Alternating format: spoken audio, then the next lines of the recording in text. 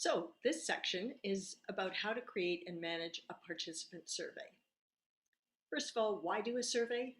Well, before the event, you do a survey to find out what the people you are inviting are interested in or concerned about, and that helps you design the session. After the event, it can be helpful to know whether you met the expectations of the participants. Feedback can also help you to better organize future KTC gatherings that you may decide to hold.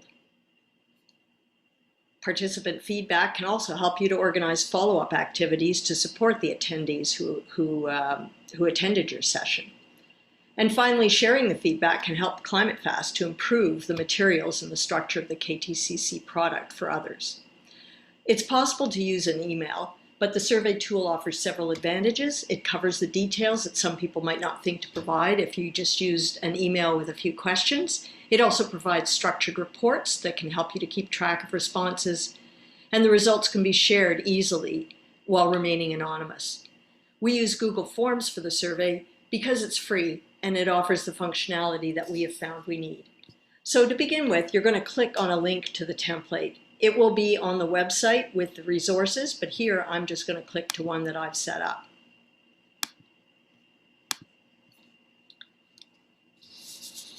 Now that brings up a template that you'll want to personalize. So first of all, you'll want to save it with a new name. If you're saving it in your own drive, you can even put versions on it. Beware that there's no version history on the Forms application, which is a bit of a disadvantage. So you have to keep track of it yourself. So you can change anything you want just using the normal methods of entering and deleting. And you can alter question formats just by clicking on them and then choosing a different format. For example, this was a paragraph, but you could change it to a short answer. You can move the order just by clicking on the corner until you get the cross and then pulling it to where you want it.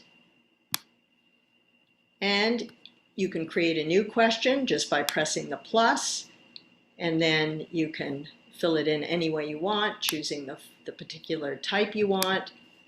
And you can delete a question just by pressing the garbage can option. Once you've got what you like, you can take a look at it using the eyeball.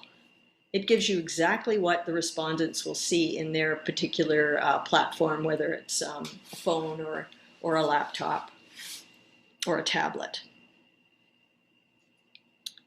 And you can invite people to help you edit it. And the way you do that is you can either print a copy and send it to the participants as a hard copy, or rather to the editors as a hard copy, or you can send them a link, or you can send them the file. This is a link because it's a Google document, so you could copy this and put it in an email, and they would be able to make changes to the version they've got. But remember, there's no edit control. Or if you've saved it on your drive, you can simply send them a version and they'll make changes and bring it back to you and you can integrate it. Once you've got what you want and you've looked at it again to make sure it's exactly what you want, then you're in a position to activate and send. So to do that, you press the send button and you choose a link. Now, I always send by actually having a link. I use a shortened URL and I copy it and I put it in an email. That allows you to customize the email, put a little context around it, and generally position it so that people would be inclined to complete it. And you can also put that link in the chat at the end of your presentation or session.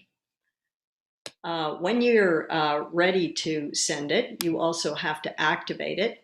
And to do that, you go to responses and you make sure it's set at accepting responses. It toggles and you'll want to make sure it is on accepting, which is actually the default. So that's how you create it. Now I'm going to go back and show you what happens when you start getting results. You can look at them as often as you like, and at some point you'll probably want to close because you won't be getting any more, and you want to make sure that your data is final. So when you're looking at results, you click on responses. In this case, we got 18 of them.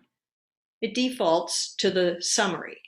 Very nice layout, easy to see the answers to all the questions. You can also look at the details of the answers to each question. For example, in the first question, you'll find out how many respondents found out through a friend, through a newsletter, through an alert, etc. You can also look at an individual case. If there's an individual response that puzzles you, you can look at that particular person's return and find out what other things were unusual about them. One of the great things about using this application is that you can share the results. So while you're looking at the responses, you have the option of printing, and you can print any. So in this case, I'm now looking at the individual response, so I could print that if I wanted to, and it would allow me to produce a PDF. More likely, you're going to want to look at the summary. And once again, simply choose print, and it will generate a colorful item that you can share with anyone once you've printed it into a file. That's basically it in a nutshell. With this, you can go to town with questions. I would hesitate to have anything more than about 4 minutes worth of answers, so be careful to time it yourself. And if you want any more information on how to use Google Forms for surveys, there are lots of resources on the internet. I hope that this was helpful.